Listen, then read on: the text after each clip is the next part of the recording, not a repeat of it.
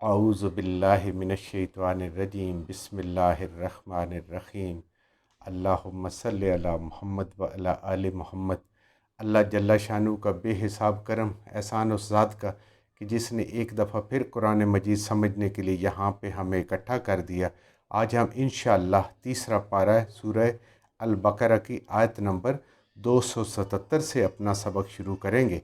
आऊज़ु बिल्लाहि मिनश्शैतानिर्रजीम बिस्मिल्लाहिर्रहमानिर्रहीम इन्नल्लज़ीना आमनु व अमिलुस्सॉलिहाति व अकामुस्सलाता व आतुज़्ज़काता लहुम अज्रुहुम इंद रब्बिहिम वला खौफुन अलैहिम वला हुम यहज़नून।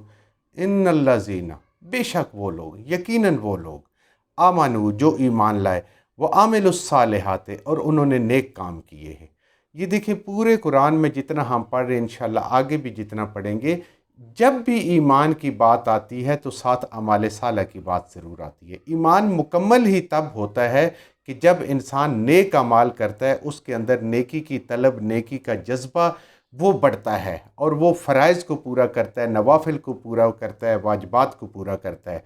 खाली ईमान लाना आगे इंशाअल्लाह इसी कुरान में हम समझेंगे। जब इंसान कलमा पढ़ लेता है, जो अल्हम्दुलिल्लाह हमें माँ की गोद से मिल गया, तो जब इस कलमे पे हमारा यकीन हो गया, कलमे को पढ़ लिया, तो हम ईमान वाले हो गए, हम मुसलमान हो गए। अब जैसे जैसे नेकियां करेंगे, जैसे जैसे अमाल सालह करेंगे, तो ये बढ़ते जाएंगे। इसकी मिसाल ऐसे ही है जैसे दुनिया में लॉकर होता है जिसके अंदर कामयाबी के लिए, उसको खोलने के लिए दो चाबियां चाहिए होती हैं। दो, एक को लगाते हैं तो वो नहीं खुलता, जब दोनों लगती हैं एक वक्त में तो खुलता है। तो आखिरत में भी कामयाबी के लिए हमें कुरान से ये समझ आती है कि ईमान लाना है और नेक अमाल करने हैं।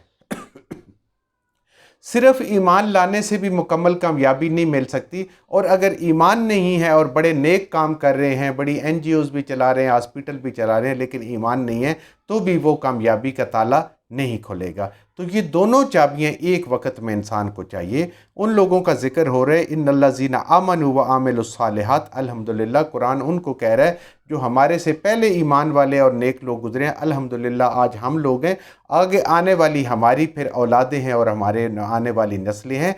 तो ये वो लोग अल्लाह के मुखातिब हैं जो इस कुरान को पढ़ते हैं, समझते हैं, इस पे अमल करते हैं, जिनका अल्लाह पे भी ईमान है, नबी करीम सल्लल्लाहु अलैहि वसल्लम की ख़त्म नबुव्वत पे और नबुव्वत पे भी उनका ईमान है, और आखिरत पे भी ईमान है कि वो अल्लाह को जवाब दे हैं।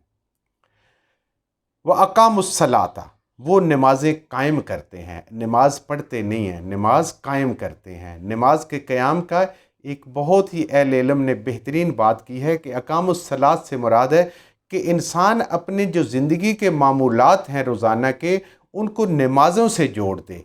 जैसे कोई काम करना होता है, बंदा कहे कि ये मैंने फजर के बाद करना है, ये काम मैंने ज़ोहर के बाद करना है। अगर कहीं सफ़र पे जा रहा हो तो उसके पेशे नज़र हो कि ज़ोहर मैं वहाँ पढ़ूंगा, असर वहाँ पढ़ूंगा, मगरिब वहाँ पढ़ूंगा, इशा इंशाअल्लाह वहाँ पढ़ूंगा, इशा के बाद मेरी वापसी हो जाएगी, मगरिब को मेरा ये काम होगा। इन ज़िंदगी के औकात को जब इंसान नमाज़ों के ताबे कर लेता है, और जब इंसान इनका शेड्यूल जो है वो नमाज़ों के मुताबिक तय करता है, तो फिर नमाज़ें पेश नज़र आती हैं, फिर कायम होती हैं। नमाज़ों की एक अहमियत होती है, वो एक मरकज़ बन जाता है और उसके गिर्द इंसान की ज़िंदगी चलती रहती है।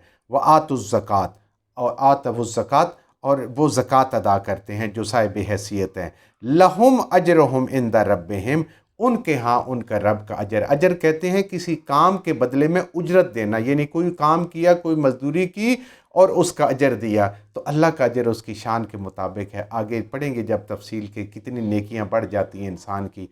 पीछे भी हमने पढ़ा है कि एक दाना नेकी का बोया, उससे 7 बाली निकली, उन पे 700 दाने निकले, और अल्लाह ने उसको बढ़ा दिया जितना चाहा। ये नबी करीम सल्लल्लाहु अलैहि वसल्लम के रहमतुल लिल आलमीन होने की बात है, और उनकी उम्मत में होने के ये शान है इंसान का कि वो एक नेकी करता है और अल्लाह ताला उसको इतना बढ़ा देता है जो इंसान के सोच और गुमान से भी बहुत आगे का है। تو وہ لوگ جو ایمان بھی لائے، اس کے بعد نیک عمل بھی کیے، نمازیں بھی قائم کی، زکوٰۃ بھی ادا کیا، ان کے لیے اللہ کے ہاں اجر ہے، اللہ اپنے پاس سے عطا فرمائے گا۔ عند ربہم لا خوف علیہم ولا هم یحزنون، تو ایسے لوگوں کو قیامت کے اس ہولناک دن کا بھی کوئی خوف نہیں ہوگا اور نہ وہ دنیا میں غمگین ہوں گے، اس لیے ان کے کہ جو کچھ مل رہا ہے ان کے رب کی طرف سے مل رہا ہے اور اس پہ وہ مکمل مطمئن اور اطمینان کے ساتھ ہے، تو ان کو نہ روز قیامت کوئی خوف اور ڈر ہوگا اور نہ اس دنیا میں کسی انسان کا یا کسی اور چیز کا خوف ہوگا، نہ ان کے پاس بھوک کا خوف ہوگا، نہ کسی اور چیز کا ڈر ہوگا، کچھ بھی نہیں، جس کچھ رب نے دیا ہوا ہے اس پہ وہ راضی ہوں گے۔ یا ایہا الذین آمنو، پھر مخاطب کر رہے ہیں، اے وہ لوگو جو ایمان لے آئے ہو، اتقوا اللہ، اللہ سے ڈرتے رہو۔ یہ ایمان کا تقاضا بھی یہی ہے کہ رب سے ڈرتے رہو، اپنے رب سے ڈرتے رہو۔ وَذَرُوا، اور چھوڑ دو، ما بقیہ، جو بقایا ہے، جو بقایا رہ گیا ہے، من الربا، ربا میں سے، سود میں سے۔ پھر دوبارہ سود کی بات ہو رہی ہے، پہلے سود کی بات ہو رہی تھی، اس کے بعد پھر بیچ میں اللہ کے نیک لوگوں کی بات ہوئی، نماز قائم کرنے والوں کی بات ہوئی، ایمان والوں کی بات ہوئی، زکوٰۃ دینے والوں کی بات ہوئی، اور پھر آگے اگلی آیت میں رب فرما رہے ہیں کہ یا ایھا الذین آمنوا اتقوا اللہ، اے ایمان والو اللہ سے ڈرتے رہو، اس کے حکم مانتے رہو، اس کے سامنے پیش ہونے سے ڈرتے رہو جو اعمال کا حساب دینا ہے۔ وَذَرُوا مَا بَقِیَ مِنَ الرِّبَا، اور جو سود میں باقی رہ گیا ہے، ربا میں سے جو بقایا ہے، یعنی اس حکم آنے سے پہلے پہلے جو وصول کر لیا وہ پیچھے ہم نے پڑھا تھا، وہ قابل معافی ہو جائے گا، لیکن جو بقایا ہے اس کو چھوڑ دو، اب وہ نہیں لینا۔ اب سود کے پیسے جو اصل لیے آگے انشاءاللہ آیت میں وہ بھی آ جائے گا، وہ تو وصول کرنے ہیں، لیکن جو بڑا ہوا لے چکے اب وصول نہیں کرنا۔ ان کنتم مؤمنین، اگر تم ہو پکے ایمان والے۔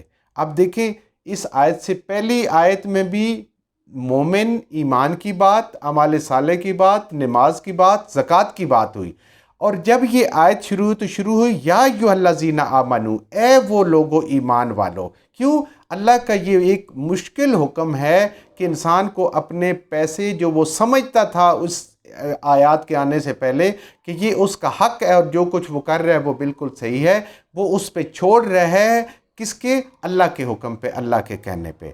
تو یہاں پہ دیکھیں آیت شروع ہوئی یا ایھا الذین آمنو، اور آیت ختم ہوئی ان کنتم مؤمنین۔ پہلی آیت میں بھی اور اس آیت میں بھی دو دفعہ ایمان کا ذکر ہے۔ ایمان والے پکے ہیں وہی کہ جو انہوں نے سود کا کام کر لیا، جو لے لیا، وہ تو قابل معافی ہے، لیکن ابھی جہاں پہ یہ اللہ کا حکم نازل ہو گیا، اللہ کا حکم آ گیا، اب یہ قابل معافی نہیں ہے، اب بقایا سود کے جو پیسے ہیں وہ نہیں لینے، وہ ختم ہو گئے۔ یہ ایمان کا تقاضا ہے اور یہ ایمان کی سربلندی ہے کہ اب وہی لوگ اس حکم پہ عمل کریں گے جو ایمان والے ہیں۔ دیکھیں کتنی دفعہ کتنا ایمان کا ذکر آیا ہے اس آیت کے اندر، کہ ابتدا بھی اور انتہا بھی، اور وہ پیسے چھوڑنے کے لیے جو انسان اس حکم آنے سے پہلے حق سمجھتا تھا، اس کا وہ تجارت تھا، اس کا ہو سکتا ہے اس پہ گزر اوقات اس کی چل رہی ہو، لیکن آج نہیں، آج اللہ نے دینا ہے، اللہ پہ یقین کر کے اس کو چھوڑ دینا ہے جو بقایا ہے۔ آج ہمیں بھی پتہ چل گیا اگر کوئی بھی انسان اس میں ملوث ہے، کسی کو بھی ہے، تو وہ اس کو بقایا چھوڑ دینا چاہیے۔ فَإِن لَّمْ تَفْعَلُوا، اب دیکھیں اس سے بھی بڑی سخت بات جو ہے اللہ تعالیٰ اپنے کلام میں فرما رہے ہیں، اگر تم فَإِن، پس اگر، لم، نہیں، تفعلوا، یہ کام کرو، یہ فعل کرو، یعنی اس کو نہ چھوڑو، فَأْذَنُوا بِحَرْبٍ مِّنَ اللَّهِ وَرَسُولِهِ، تو خبردار تیار ہو جاؤ، خبردار، فَأْذَنُوا، خبردار ہو جاؤ، الرٹ ہو جاؤ اس بات پہ، بِحَرْبٍ مِّنَ اللَّهِ وَرَسُولِهِ، یہ کھلی جنگ ہے اللہ اور اللہ کے رسول صلی اللہ علیہ وآلہ وسلم کے ساتھ۔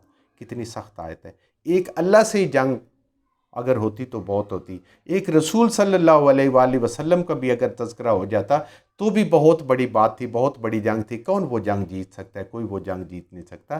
لیکن اللہ فرما رہے ہیں کہ اگر تم سودی کاروبار سے باز نہیں آتے، جو سود کی باقی رقم ہے، اس اللہ کے حکم آنے کے بعد بھی اس کو لینے کا تقاضا کرتے اور اس کو اپنا حق سمجھتے ہو، تو پھر خبردار ہو جاؤ کہ یہ وہ جنگ ہے جو کرے گا اللہ اور اللہ رسول تمہارے ساتھ، یا تم کرو گے اللہ اور اللہ کے رسول صلی اللہ علیہ وآلہ وسلم کے ساتھ۔ تو اللہ کے ساتھ جنگ کر کے، نبی کریم صلی اللہ علیہ وآلہ وسلم کے ساتھ جنگ کر کے کوئی کامیاب ہو ہی نہیں سکتا۔ اس کا تباہ و برباد ہونا، اس کا ذلیل و خوار ہونا، اس کا شکست ہونا ایک یقینی امر ہے۔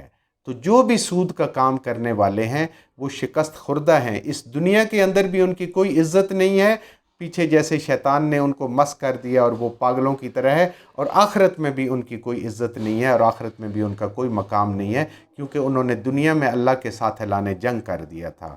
وَإِن تُبْتُمْ، پس اگر تم توبہ کرو، پچھلے کیے پہ اگر تم توبہ کرو، فَلَكُمْ رُؤُوسُ أَمْوَالُكُمْ، تو پس تمہارے لیے رؤوسو، فلکم پس تمہارے لیے رؤوسو اصل رقم، اموالکم جو مال تم نے دیا تھا۔ اب کسی کو آپ نے 10,000 روپیہ دیا ہوا ہے، اس پہ آپ سود وصول کر رہے ہیں، یا لاکھ روپیہ دیا ہے اس پہ 1,000 روپیہ مہینے کا، 2,000 روپیہ مہینے کا، 500 روپیہ مہینے کا وصول کر رہے ہیں، تو وہ اب وصول نہیں کرنا، وہ ختم ہو گیا جو کر لیا تھا، لیکن اصل رقم جو دی ہوئی ہے وہ 10,000 ہے یا 1,00,000 ہے، وہ وصول کر رکھتے ہو۔ اصل زر لے سکتے ہیں، اس سے بڑھا چڑھا کے نہیں لے سکتے۔